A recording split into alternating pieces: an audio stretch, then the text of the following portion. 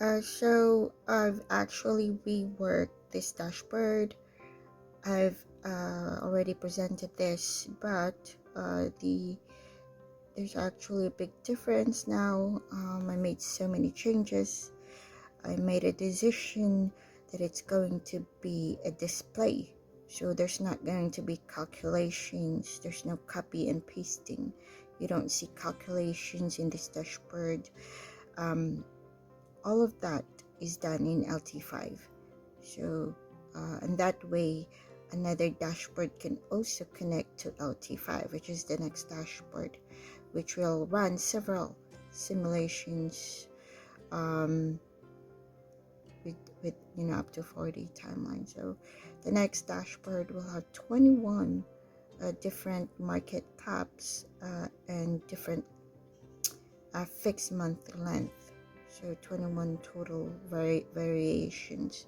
That way we can compare how each market cap performed in different fixed month length, such as every 3 months, buy and sell or enter and exit every 3 months, 6 months, 9 months, 15, 24, 36, or 48. So we have more ways to compare how each perform in different strategy, in different month length strategy.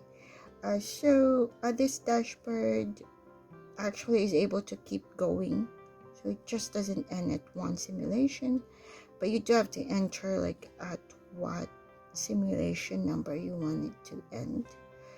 So like if I just want to show just one simulation, I just want to run one simulation, then I would enter number 2. So it should end when the simulation number is number 2. So there's no macro internum, like it's the way it proceed or continues is that it actually get the last timeline number given a simulation number. So that's how it kind of recognize what was completed. So that's how it continues what it knows what to, like which timeline is next. So so that's not something that macro has to do anything. Doesn't no more increasing the counter number. So that's the change. And also with the data, it's how the data is presented is it's able to go to any simulation number and timeline number. So it's more like a rewinder. It replaces data, so you actually is able to enter when not in simulation. You have to enter X or don't enter Y in run simulation, so that you can control, the user will have a control on what the simulation number and timeline to look up. So you can go to what the data has been recorded for what this time, and it will display the percentile of the net gain or loss, some general data like the cost basis and all that, a GL, gain or loss for that time period, and also the tickers. There's actually 6 ways that the tickers will be displayed. It could be either the simulation number, timeline number, what's the top for that timeline, and then also for the current simulation, what's the top tickers for that current simulation and their corresponding net gain or loss, and also most frequent. So I also want to know which ticker symbols have the most appeared the most, like how many times it is in the top 40 gainers or losers. So with some of this data type, like the general data, percentile, or the sector, I can actually copy all of the timelines,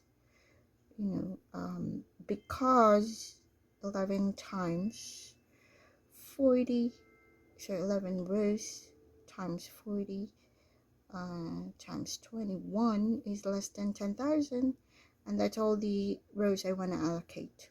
I don't want to increase it to 40,000. If I do increase it to 40,000, then just like this data, I won't have an issue with the ticker. But because I made that personal decision, then the tickers will have to be there's more steps for the tickers for collecting ticker data, like the top ranked tickers. So but you're still able to see because I did turn it into a text, the list. You're still able to access the top 40 for each timeline. Just that what I did, the extra step I have to do is to then do a summary for each simulation.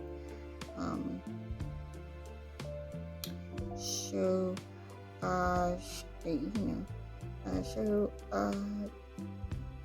that's it for this dashboard. And we do have the next dashboard. That's almost complete also. So